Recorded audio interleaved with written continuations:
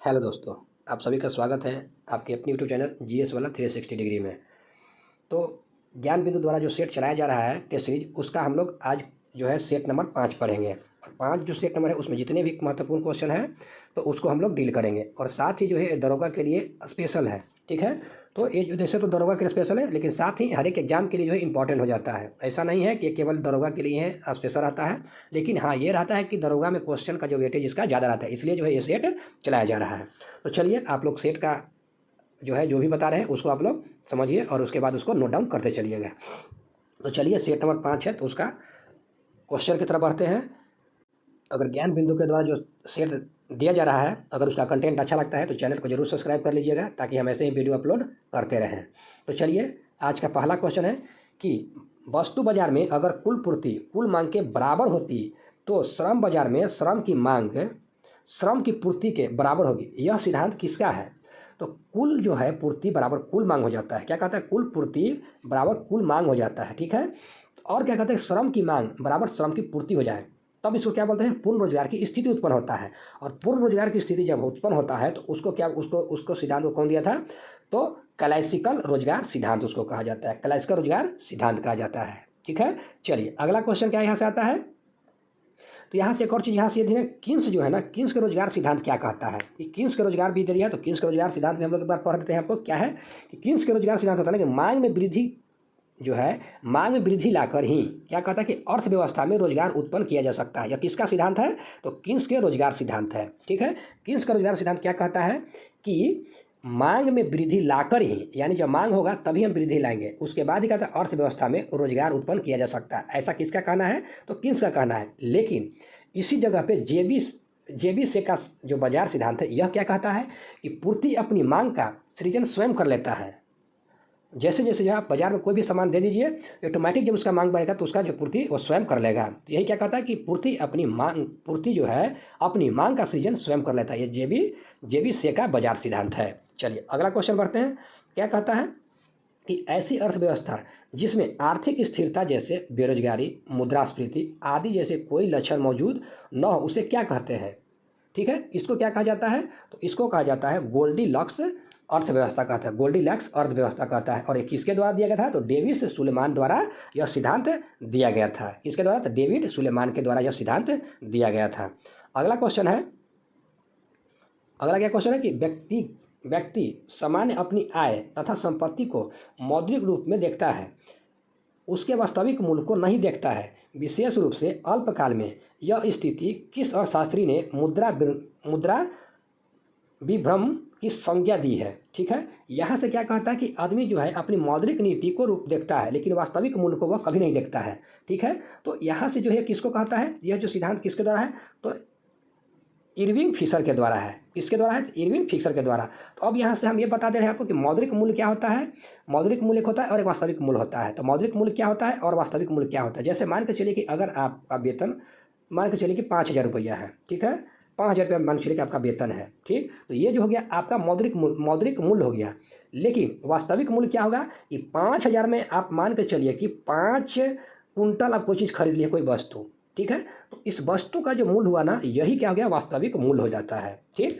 अब यहाँ से मान के चलिए कि जो भी व्यक्ति देखता है, एक केवल जो है मौद्रिक मूल्य को ही देखता है लेकिन वास्तविक मूल्य को कोई नहीं देखता है। तो यही सिद्धांत कौन दिया था? तो इरविंग फिशर ने दिया था। चलिए अगला क्वेश्चन की तरफ बढ़ते हैं। अगला क्वेश्चन क्या कहता है कि निम्नलिखित कथनों पर विचार करना है और बताना। यहाँ से कथन जब भी देगा तो सबसे पहले हम क्या बताते हैं कि यहाँ देखना है सही पूछ रहा है गलत पूछ रहा है।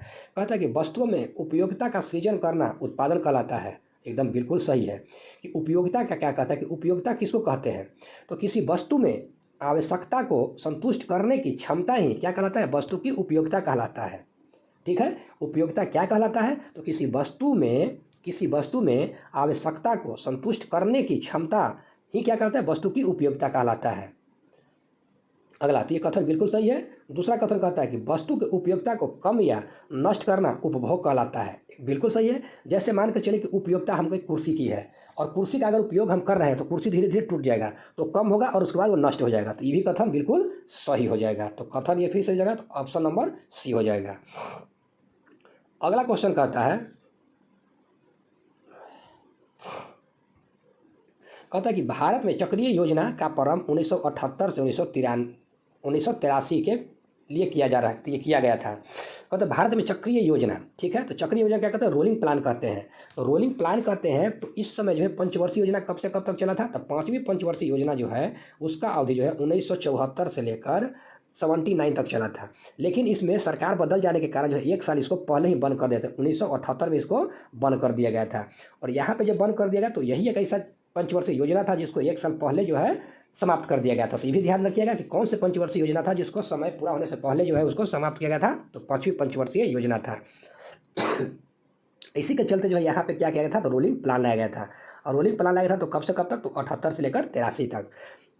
तो यहाँ से एक ध्यान रखिएगा कि रोलिंग प्लान के तहत जो 3 प्रकार होता है, और 3 प्रकार क्या क्या होता है ये भी हम जिसको डिस्कस करें। एक होता है अल्पकालीन योजना होता है जो 1 वर्ष के लिए होता है। एक होता है मध्यकालीन योजना जिसका टाइम पीरियड 3 से कितना साल, 5 साल तक होता है। और तीसरा होता है दीर्घकालीन होता है जिसका टाइम पीरियड 5 से लेकर 10 वर्षों तक होता है। और तीनों जो है एक बारी बारी से चलते रहता है, इसीलिए इसको क्या कहते हैं, रोलिंग प्लान कहा जाता है। चलिए अगला क्या कहता है कि चक्रीय योजना अनेक आवर्ती योजना की श्रेणी पर आधारित होता है।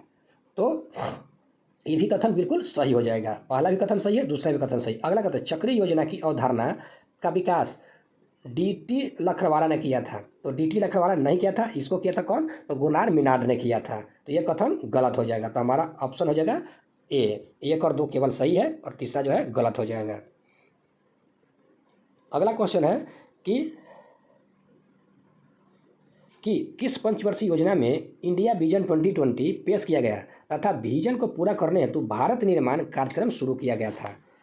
तो किस पंचवर्षीय योजना में, तो ये जो पंचवर्षीय योजना था ये 10वीं पंचवर्षीय योजना है। और 10वीं पंचवर्षीय योजना का टाइम पीरियड कब से कब है, तो 2002 से लेकर 7 तक जो है 10वीं पंचवर्षीय योजना है। तो यहाँ से जो है इंडिया विजन जो 2020 आया था, कब आया था, तो 2003 में आया था, ठीक है, 2003 में आया था और इंडिया विजन 2020। और यहाँ से भारत निर्माण कार्यक्रम पूछ लेगा कब आया था, तो भारत निर्माण आया था 2005 में। तो दोनों जो है 10वीं पंचवर्षीय योजना के अंदर ही है, इसलिए इसका आंसर हो जाएगा 10वीं पंचवर्षीय योजना। अगला क्वेश्चन है, क्वेश्चन नंबर 7 है। यहाँ क्या कहता है कि निर्धनता की माप के लिए निरपेक्ष प्रतिमान का सर्वप्रथम उल्लेख किसने किया था, ठीक है। तो निरपेक्ष क्या है, निरपेक्ष प्रतिमान, ठीक है, प्रतिमान का सर्वप्रथम उल्लेख जो है किसने किया था। तो यहाँ से सबसे पहले किसके बारे में पूछा, तो निर्धारता के माप के लिए। तो निर्धारता जो होता है 2 प्रकार के होता है, ठीक। एक क्या होता है, एक होता है सापेक्ष, ठीक है, एक सापेक्षिक होता है, ठीक। और एक होता है क्या, निरपेक्ष होता है, जो कि यहाँ एग्जाम में निरपेक्ष पूछ रहा है, ठीक। तो निरपेक्ष जब होता है और एक सापेक्ष होता है, तो सापेक्ष जो होता है आय में विषमता को दर्शाता है। जब आय में विषमता को दर्शाएगा तो हो जाएगा सापेक्षता हो जाएगा, ठीक है। और वास्तविक निर्धारता दर्शाता है कौन, तो ये निरपेक्ष दर्शाता है। तो यहाँ से क्या कहता है कि इसको जो है निर्धारता के माप के लिए जो निरपेक्ष प्रतिमान को सर्वप्रथम किसने उल्लेख किया था, तो ये उल्लेख किया था आर वायड ने किया था। चलिए अगला क्वेश्चन है कि यहाँ क्या था, सही पूछ रहा है, ठीक है। कहता है विकसित देशों में सबसे ज़्यादा संरचनात्मक बेरोजगारी पाई जाती है जो दीर्घकालीन स्वरूप का होता है, ठीक है। तो ये जो कहता है बिल्कुल गलत है। अगला कहता है विकासशील देशों में सबसे अधिक घर्षण जनित बेरोजगारी पाई जाती है जो अल्पकालीन बेरोजगारी का स्वरूप होता है, ये भी कथन गलत है। तो ऑप्शन नंबर डी हो जाएगा। अगला क्वेश्चन है कि निम्नलिखित में से कौन सी आर्थिक क्रिया रोजगार की श्रेणी में नहीं आएगा। तो कौन सी क्रिया है जो रोजगार की श्रेणी में नहीं आता है, तो आर्थिक जो क्रिया कहता है किसका, तो आर्थिक क्रिया। तो सबसे पहले आर्थिक क्रिया को हम लोग पढ़ेंगे। तो आर्थिक क्रिया 3 प्रकार की, एक होता है व्यवसाय होएगा, ठीक। दूसरा होता है पेशा होता है और तीसरा होता है रोजगार, ठीक, रोजगार होता है। तो पेशा में कौन सा आता है, जैसे क्रय विक्रय के लिए जो है वो हो जाता है पेशा में आता है, सॉरी व्यवसाय में आ जाता है। क्रय विक्रय जहाँ भी हो रहा है वहाँ व्यवसाय में हो जाएगा। और पेशा में क्या जाएगा, जैसे चिकित्सा वकालत करने वाला वकील हो जाएगा, ये सब आता है पेशा के तहत। जो नौकरी करता है मजदूरी कमाता है उसके लिए होता है रोजगार होता है, ठीक है। तो यहाँ से जो व्यवसाय में जो होता है प्रॉफिट होता है उसको लाभ बोला जाता है। किस तरह से अर्थव्यवस्था प्राप्त होता है, आर्थिक स्थिति उसका सुदृढ़ होता है तो लाभ प्राप्त करके व्यवसाय में। जैसे मान लीजिए हम कोई व्यवसाय कर रहे हैं, कोई बिजनेस स्टार्ट किए तो उसमें हमको लाभ होगा। लेकिन जब वही हम एक चिकित्सा के रूप में जाएंगे तो वहाँ पे हम पैसा कैसे किस रूप में लेंगे, तो फीस के रूप में लेंगे। तो यहाँ पेशा में क्या आता है, फीस आ जाता है, ठीक।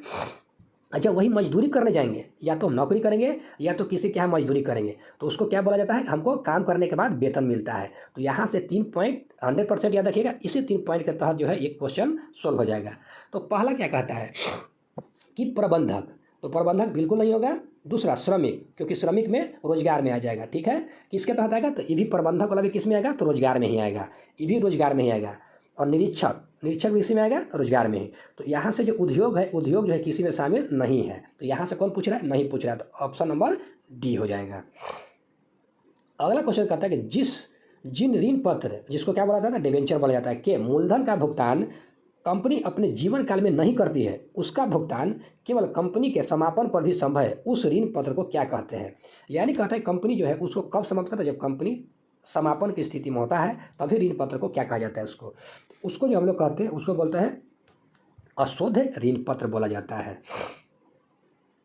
अगला क्वेश्चन है कि उस बाजार को क्या कहते हैं जिसमें किसी समरूप वस्तु से के बहुत से क्रेता तथा विक्रेता होते हैं, क्रेता तथा विक्रेता होते हैं, तथा वस्तु की कीमत जो है उद्योग द्वारा निर्धारित होता है, उसको क्या कहा जाता है, तो इसको कहा जाता है पूर्ण प्रतियोगिता बाजार कहा जाता है। अगला क्वेश्चन है कि एक उत्पादक का संतुलन उस स्थिति में माना जाएगा जब, कब स्थिति संतुलन माना जाता है, तो जब लाभ अधिकतम हो, उसी कंडीशन में कहा जाता है कि जो है उत्पादक संतुलन में स्थिति में है। अगला क्वेश्चन है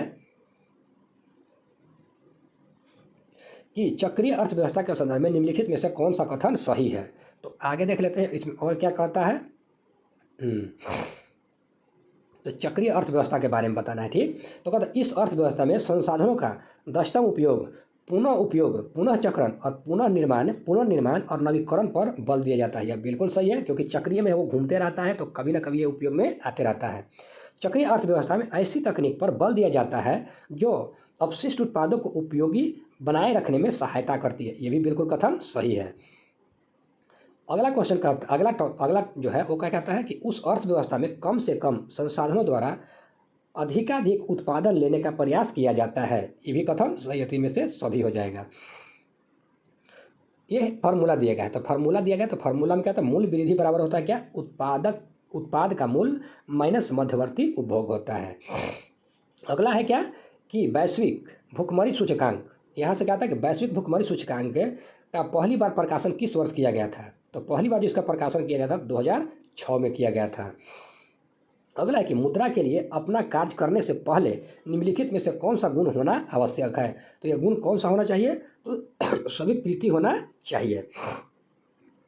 अगला क्वेश्चन है, कूट में दिया गया है, इसको थोड़ा छोटा करेंगे। कहता है कि महात्मा गांधी, पहले यहाँ देखना है कथन क्या कर रहा है, सही कह रहा है। तो महात्मा गांधी के चित्र वाले कागजी नोटों की श्रृंखला की शुरुआत 1996 में किया गया था। बिल्कुल सही है। सर्वप्रथम 1987 में 500 रुपये के नोट महात्मा गांधी के चित्र के साथ जारी किया गया था। ये भी कथन बिल्कुल सही है। 2005 में भारतीय नोटों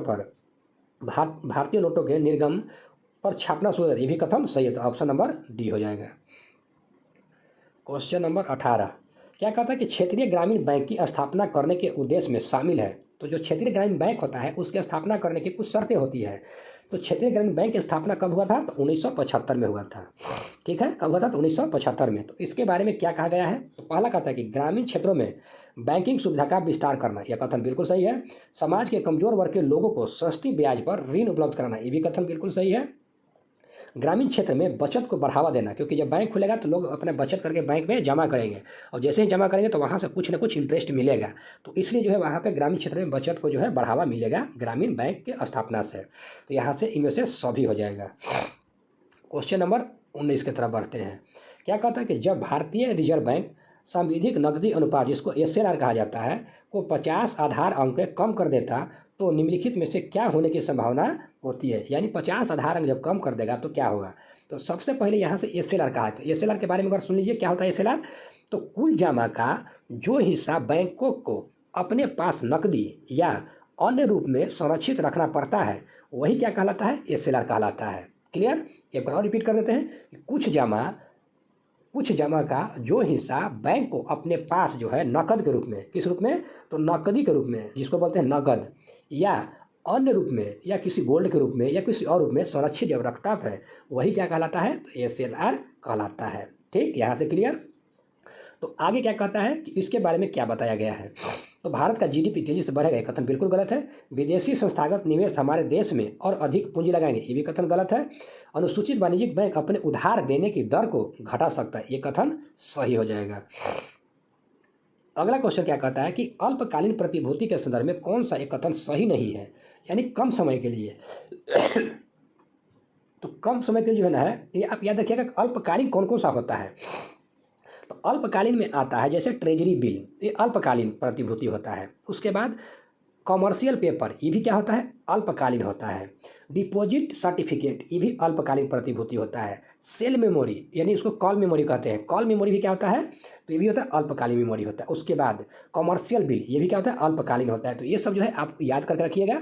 और अगला कहता है इनमें से कौन नहीं है, तो ये तो है, ये कर दीजिए, ये भी नहीं, ये भी नहीं होगा, मतलब कहने का मतलब ये सही है तो ये नहीं होगा।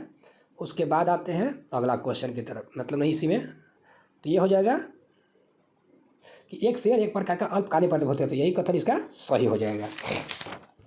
चलिए अगला क्वेश्चन है क्वेश्चन नंबर 21, कहता है शेयर बाजार में मंदरिया को प्रभावी होने का संकेत देता है, यानी मंदरिया यानी बियर, बुल एंड बियर होता है, ठीक है, बुल एंड बियर होता है। तो जब शेयर मार्केट जब बढ़ता है तो उसको बुल बोलते हैं, और जब शेयर मार्केट में जब गिरता है तो उसको बोला जाता है बियर बोला जाता है। तो यहाँ से क्या था, शेयर सूचकांक ऊपर चढ़ना एक मतलब गलत हो जाएगा। शेयर के मूल्यांक में बढ़ोतरी, ये भी गलत हो जाएगा। शेयर की मात्रा में वृद्धि, देखिए यहाँ कितना घुमा कर दिया, मात्रा में वृद्धि कर रहा है। जब शेयर की मात्रा बढ़ेगा तो मूल्य की मात्रा क्या हो जाएगा, घटेगा। जैसे शेयर ज़्यादा आ जाएगा मार्केट में तो उसका मूल्य क्या हो जाएगा, गिर जाएगा। तो ऑप्शन नंबर सी सही हो जाएगा, क्योंकि देखिए ऑप्शन नंबर डी में दिया गया, इनमें से कोई नहीं। तो अगर मूल्य के करिएगा तो यहाँ से ये गलत हो, ये नहीं होगा, हमारा ऑप्शन नंबर सी हो जाएगा। अगला क्वेश्चन क्या कहता है, पूंजीगत संपत्ति के निर्माण के लिए राज्यों के अनुदान में वृद्धि करने पर क्या परिणाम होगा। क्या कहता है कि पूंजीगत संपत्ति के निर्माण के लिए जो है राज्यों के अनुदान में वृद्धि करने पर क्या परिणाम होगा। ये जो हमारा परिणाम होगा, यह क्या होता है कि प्रभावी राजस्व घाटे में कमी आ जाएगा। अगला क्वेश्चन कहता है कि निम्नलिखित में से कौन सा बजटीय घाटा को सही तरीके से परिभाषित करता है। तो बजटीय घाटे को कौन परिभाषित करता है, तो जब सरकार राजस्व प्राप्ति से अधिक व्यय करता है। अगला कहता है कि सीमा शुल्क के संबंध में कौन सा कथन सत्य है, सीमा शुल्क के बारे में। तो सीमा शुल्क के बारे में क्या होता है कि यह एक अप्रत्यक्ष कर है, यह कर आयात तथा निर्यात की जाने वाली वस्तु पर आरोपित, बिल्कुल सही है। इस कर को केंद्र सरकार द्वारा अध्यारोपित किया जाता है, एकत्र किया जाता है, परंतु राज्यों के बीच वितरित नहीं किया जाता है, यह भी कथन सही है। तो इनमें से सभी हो जाएगा। अगला क्वेश्चन है क्वेश्चन नंबर 25, क्या कहता है कि जीएसटी के विभिन्न दरों के संदर्भ में अंतिम निर्णय लेने का अधिकार किसके प्राप्त है। तो किसके बारे में है, तो जीएसटी के बारे में, ठीक है। तो इसका अंतिम निर्णय कौन लेता है, तो जीएसटी परिषद देता है अंतिम निर्णय। और जीएसटी कब शुरू होता है, तो 12 सितंबर कब, 2016 में। चलिए यहाँ से हो गया। अब डुरंड कप 2024 का खिताब किसने जीता है, तो यहाँ से जो है डुरंड कप का खिताब जीता नॉर्थ ईस्ट यूनाइटेड ने, और ये पहला बार जीता है, तो ये भी आप याद रखिएगा। अगला क्वेश्चन है कि पेरिस पैरालंपिक 2024 में रूबीना फ्रांसिस उसने कौन सा मेडल जीता है, ठीक है। तो ये जो मेडल जीता है वो जीता है bronze medal. National award to teachers 2024 के लिए कितने शिक्षकों का चयन किया गया है, तो कितने शिक्षक है, तो 16 शिक्षक का चयन किया गया है।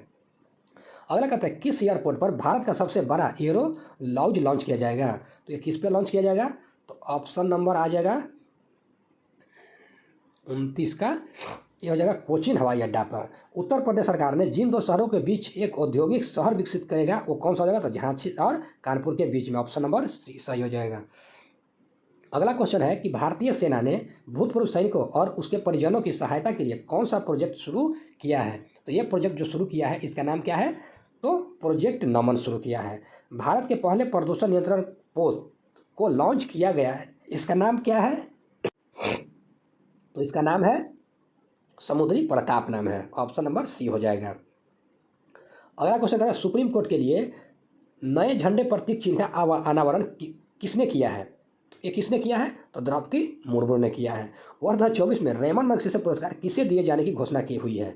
तो 2024 का जो है रेमन मैग्सेसे पुरस्कार जो है किसको दिया जाएगा, तो ये दिया जाएगा, ऑप्शन देख लेते हैं। तो ऑप्शन है आपका कर्मा फुंसो फरबीजा रहमान को भी, नियाजाकी हयाओ को भी, डॉक्टर युगेन थी नोक को, और उपयुक्त में से सभी को हो जाएगा। अगला क्वेश्चन है क्वेश्चन नंबर 35 कहता है कि हाल ही में उत्तर प्रदेश सरकार द्वारा शुरू की गई नई सोशल मीडिया नीति, क्या है, नई सोशल मीडिया नीति के तहत सोशल मीडिया इन्फ्लुएंसर्स को कितने रुपए तक भुगतान किया जाएगा। ये जो भुगतान किया जाएगा ये 3 लाख नहीं होगा, ये 8 लाख होगा, यानी 8 लाख आंसर हो जाएगा।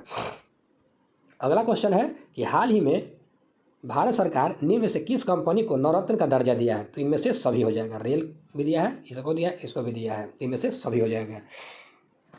अगला क्वेश्चन है कि हाल ही में गुजरात के कच्छ के तट पर किस चक्रवाती तूफान ने तबाही मचाया। कहाँ पे, तो गुजरात में, ठीक है। तो ये कौन सा है, तो असना हो जाएगा, ठीक है।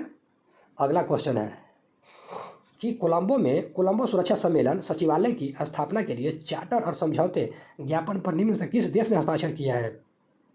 तो यहाँ से भारत भी किया है, मालदीव भी किया है, मॉरिशस भी किया और श्रीलंका भी किया है। बाई मान चलिए श्रीलंका दे देगा तो श्रीलंका भी इसमें से क्या, उसमें से सभी हो जाएगा।